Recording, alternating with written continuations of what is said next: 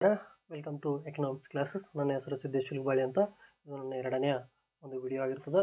ಈ ವಿಡಿಯೋ ನಿಮಗೆ ಇಷ್ಟ ಆಗಿದ್ರೆ ಲೈಕ್ ಮಾಡಿ, ಶೇರ್ ಮಾಡಿ ಮತ್ತು ಸಬ್ಸ್ಕ್ರೈಬ್ ಮಾಡಿರಿ ಅಂತ ಕೇಳ್ಕೊಳ್ತಾ ಇಂದಿನ ವಿಷಯವನ್ನು ಸ್ಟಾರ್ಟ್ ಮಾಡ್ತಾ ಇದ್ದೀನಿ. ಇಂದಿನ ವಿಷಯ ಇಳಿಮುಖ ಸೀಮಾಂತ ತುಷ್ಟಿಗುಣ ನಿಯಮ. ಇಳಿಮುಖ ಸೀಮಾಂತ ತುಷ್ಟಿಗುಣದ ನಿಯಮದ ಪ್ರಕಾರದಲ್ಲಿ ಈ ವಿಷಯವನ್ನು ಚರ್ಚಿಸ್ತಾ ಇದ್ದೀನಿ. ಅರ್ಥಶಾಸ್ತ್ರದಲ್ಲಿ ಬರ್ತಕ್ಕಂಥ ಇಳಿಮುಖ ಸೀಮಾಂತ ತುಷ್ಟಿಗುಣದ ನಿಯಮ. ಈ ಇಳಿಮುಖ ಸೀಮಾಂತ ತುಷ್ಟಿಗುಣ ನಿಯಮವನ್ನು ಪ್ರಥಮವಾಗಿ ವಿಲಿಯಂ ಜೇಮ್ಸ್ ಎಂಬುವರು ಏನು ಮಾಡ್ತಾರೆ, ಪ್ರಸ್ತುತಪಡಿಸ್ತಾರೆ. ಆದರೆ ಇದನ್ನು ಬೆಳೆಸಿದ ಕೀರ್ತಿ ಯಾರಿಗೆ ಸಲ್ತದಲ್ಲಿ ಅಲ್ಫ್ರೆಡ್ ಮಾರ್ಷಲ್ರಿಗೆ. ಅಲ್ಫ್ರೆಡ್ ಮಾರ್ಷಲ್ರ ಪ್ರಕಾರ ಇಳಿಮುಖ ಸೀಮಾಂತ ತುಷ್ಟಿಗುಣ ನಿಯಮ ಅಂದರೆ ಯಾವುದೇ ಒಬ್ಬ ಅನುಭೋಗಿ ಒಂದೇ ವಸ್ತುವನ್ನು ಹೆಚ್ಚು ಹೆಚ್ಚು ಬಾರಿ ಸೇವಿಸ್ತಾ ಹೋದಂತೆ ಅದರಿಂದ ಸಿಗ್ತಕ್ಕಂಥ ಅಂಚಿನ ತುಷ್ಟಿಗುಣ ಪ್ರಮಾಣ ಕಡಿಮೆ ಆಗ್ತಾ ಬರ್ತದೆ ಅಥವಾ ಇಳಿಮುಖವಾಗ್ತಾ ಬರ್ತದೆ.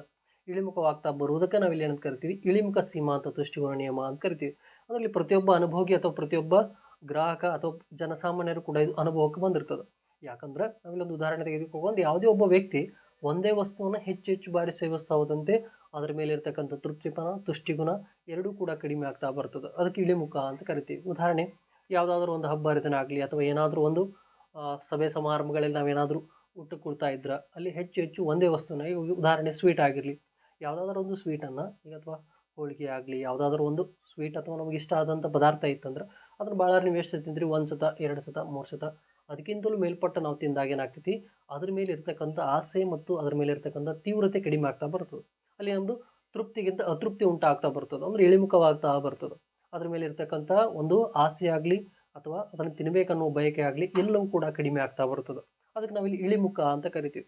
ಯಾಕಂದ್ರೆ ಅದ್ರ ಮೇಲೆ ಇರ್ತಕ್ಕಂಥ ಒಂದು ತೃಪ್ತಿ ಪ್ರಮಾಣ ನಮ್ದು ಏನಾಗ್ತದೆ ಅಲ್ಲಿ ಶೂನ್ಯವಾಗ್ತಾ ಬರ್ತದೆ. ಅದಕ್ಕೆ ನಾವಿಲ್ಲಿ ಇಳಿಮುಖ ಅಂತ ಕರಿತೀವಿ. ಈಗ ಉದಾಹರಣೆ ನಾವಿಲ್ಲಿ ತೆಗೆದುಕೊಂಡ್ರೆ ಒಂದು ಕಿತ್ತಳೆ ಹಣ್ಣು ಅಂತ ತೆಗೆದುಕೊಂಡ್ರೆ, ಈಗ ಒಬ್ಬ ಅನುಭೋಗಿ ಇಲ್ಲಿ ಕೊಟ್ಟಿದ್ದೇನೆ, ಒಂದು ಚಾರ್ಟನ್ನು ಕೊಟ್ಟಿದ್ದೇನೆ. ಅದರ ಪ್ರಕಾರ ಅನುಭೋಗಿಸಿದ ಕಿತ್ತಳೆ ಹಣ್ಣುಗಳು ಒಟ್ಟು ತುಷ್ಟಿಗುಣ ಸೀಮಾಂತ ತುಷ್ಟಿಗುಣ. ಈ ನಿಯಮದ ಪ್ರಕಾರ ತೆಗೆದುಕೊಂಡ್ರೆ ಅನುಭೋಗಿಸಿದ ಕಿತ್ತಳೆ ಹಣ್ಣುಗಳನ್ನು ಇಲ್ಲಿ ಕೊಟ್ಟಿವಿ. ಇಷ್ಟದಾರಿ 1 ರಿಂದ 2, 3, 4, 5, 6, 7, 8 ಹಣ್ಣುಗಳನ್ನು ಅನುಭವಿಸ್ತಾ ಬಂದ. ಈ ಒಟ್ಟು ತುಷ್ಟಿಗುಣದಲ್ಲಿ ಏನಾಗೈತಿ, ಪ್ರಥಮವಾಗಿ ಅವಾಗ 15 ಘಟಕ ಸಿಕ್ಕತಿ, ಆಮೇಲೆ 28. ಒಟ್ಟು ತುಷ್ಟಿಗುಣ ಏರ್ತಾ ಹೋಗೈತಿ ಇಲ್ಲಿ. ಹೌದಾ, ಎಷ್ಟಾಗಿದ್ರಿ 28, 38, 44, 45, 45, ಆಮೇಲೆ 40, 32. ಈ ರೀತಿಯಾಗಿ ಏನಾಗೈತಿ, ಒಟ್ಟು ತುಷ್ಟಿಗುಣದೊಳಗ ಪ್ರಮಾಣದಲ್ಲಿ ಒಂದು ಏರ್ತಾ ಹೋಗೈತಿ. ನಂತರ ಸೀಮಾಂತ ತುಷ್ಟಿಗುಣ ತೆಗೆದುಕೊಂಡ್ರೆ ಅವನು ಒಂದನೇ ಹಣ್ಣನ್ನು ಘಟಕವನ್ನು ಅಥವಾ ಒಂದೇ ಹಣ್ಣನ್ನು ಸೇವಿಸಿದಾಗ ಇಲ್ಲಿ 15 ಘಟಕಗಳಷ್ಟು ಒಟ್ಟು ತುಷ್ಟಿಗುಣ ಸಿಗ್ತದೆ. ಅದೇ ರೀತಿ ಸೀಮಾಂತ ತುಷ್ಟಿಗುಣದಲ್ಲಿ ಕೂಡ 15 ಘಟಕ ಸಿಕ್ಕೈತಿ. ನಂತರ ಎರಡನೇ ಹಣ್ಣನ್ನು ಸೇವಿಸಿದಾಗ ಒಟ್ಟು ತುಷ್ಟಿಗುಣ 28 ಅದ. ಅದರಲ್ಲಿ ಸೀಮಾಂತ ತುಷ್ಟಿಗುಣದಲ್ಲಿ ಏನಾಗೈತಿ 13 ಅದ. ಅಂದರೆ ಯಾವ ರೀತಿ ಅಂದ್ರೆ ಇಲ್ಲಿ 28ರ ನಾವು 15 ಕಳೆದ್ರೆ ಎಷ್ಟು ಉಳಿತು, ಇಲ್ಲಿ 13 ಬಂತು.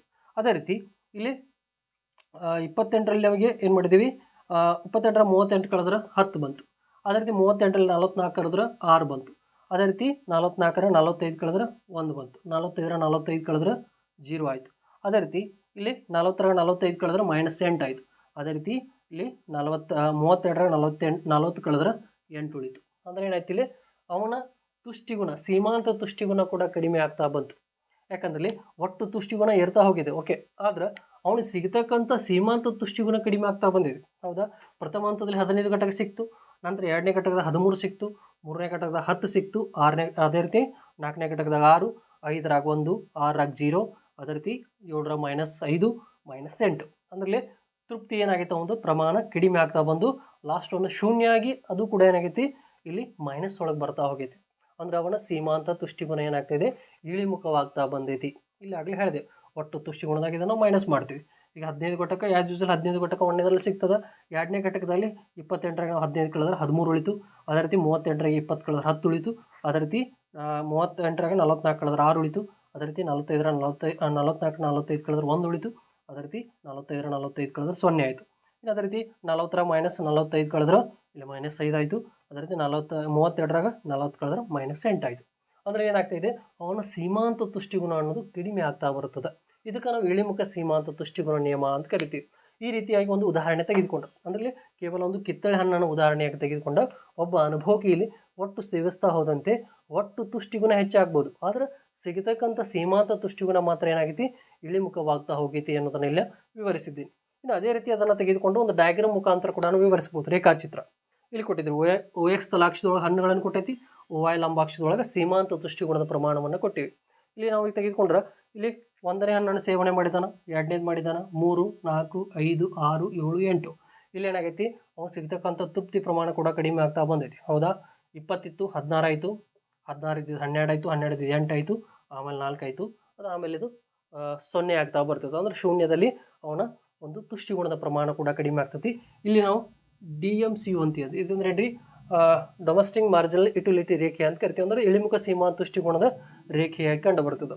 ಇದು OY ಲಂಬಾಕ್ಷದ ಸೀಮಾಂತ ತುಷ್ಟಿಗುಣ ಕೊಟ್ಟಿವಿ, OX ತಲಾಕ್ಷದೊಳಗೆ ಇಲ್ಲಿ ಹಣ್ಣುಗಳನ್ನು ಕೊಟ್ಟೈತಿ. ಈ ಹಣ್ಣುಗಳ ಪ್ರಮಾಣ ಯಾವ ರೀತಿ ಏರ್ತಾ ಹೋಗೈತಿ, ಆ ರೀತಿ ಅವನ ತುಷ್ಟಿಗುಣದ ಪ್ರಮಾಣ ಕೂಡ ಇಲ್ಲಿ ಕಡಿಮೆ ಆಗ್ತಾ ಬಂದೈತಿ. ಇಲ್ಲಿ ನಾವು ಹಣ್ಣಿನ ಪ್ರಮಾಣ ಏನು ಏರಿಸ್ತಾ ಹೋಗಿದ್ವಿ ಸೇವನೆ ಮಾಡ್ತಕ್ಕಂಥದ್ದು, ಅದಕ್ಕೆ ಅನುಗುಣವಾಗಿಯೇ ಅವನ ಸೀಮಾಂತ ತುಷ್ಟಿಗುಣದ ಪ್ರಮಾಣ ಕೂಡ ಕಡಿಮೆ ಆಗ್ತಾ ಬಂದೈತಿ.